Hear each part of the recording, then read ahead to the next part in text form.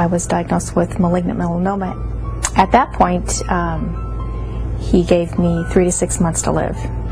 10 months on the diet, I had my first scan, and I was clear, and I've been clear since.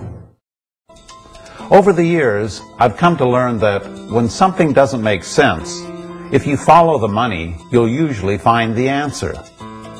That's when I learned about the business of cancer. As you will soon discover, the search for a cure is hardly the altruistic endeavor you've been led to believe. In fact, it's quite the opposite. Even worse, when you look at the hard numbers, our current cancer treatments are appallingly ineffective. But when it comes to taking money from people by making false claims, no one does it better than conventional mainstream medicine.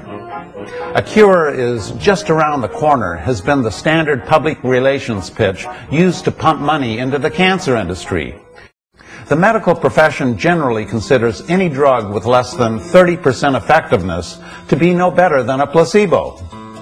What you see from studies conducted over the last 50 years is that for our major cancers, the effectiveness of conventional treatments is far less than a sugar pill.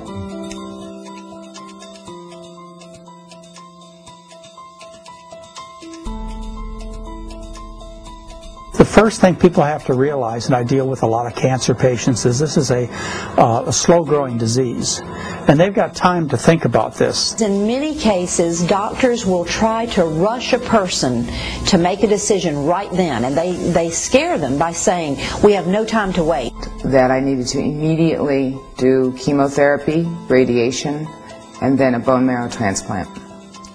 And that they were also going to do a double mastectomy just in case I ended up with breast cancer. The tumor becomes resistant and actually turns this chemical poison into food.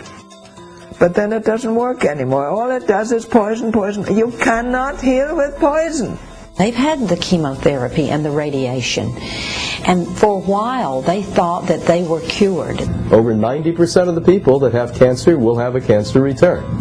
And this is what they're telling us. Well, you think about it as recurrence. It's actually not recurrence at all. It's just continuation of the disease. She went in operation on Monday. They shocked her with chemotherapy. 2 weeks later, she was dead. And they said that she had an overreaction to the chemotherapy. What the hell was that overreaction to chemotherapy? If you had breast cancer in 1930 and you have breast cancer today, your prognosis is pretty much the same. Nothing has really changed. When studies have compared treated and untreated patients, they show untreated patients actually live longer than treated patients. A few years back, there were headline articles reporting a 49% decrease in the incidence of breast cancer in women who took tamoxifen for 5 years. In fact, the 49% benefit is a relative number. The absolute benefit was only 1.5%. What do you think about healthy women getting preventive mastectomies in order to avoid breast cancer? We can actually turn on and turn off cancer. You know, can cancer really be reversed? Can it be reversed by just simply altering nutrient intake? That's something that was unheard of. My oncologist told me that if I didn't do any kind of cancer treatments, she would not put me on disability. So I was not put on disability. And within 6 days, after being in bed for 9 months, after 6 days I was able to get up. And I took my first shower. My doctor told me I would die in 6 months to a year at the maximum.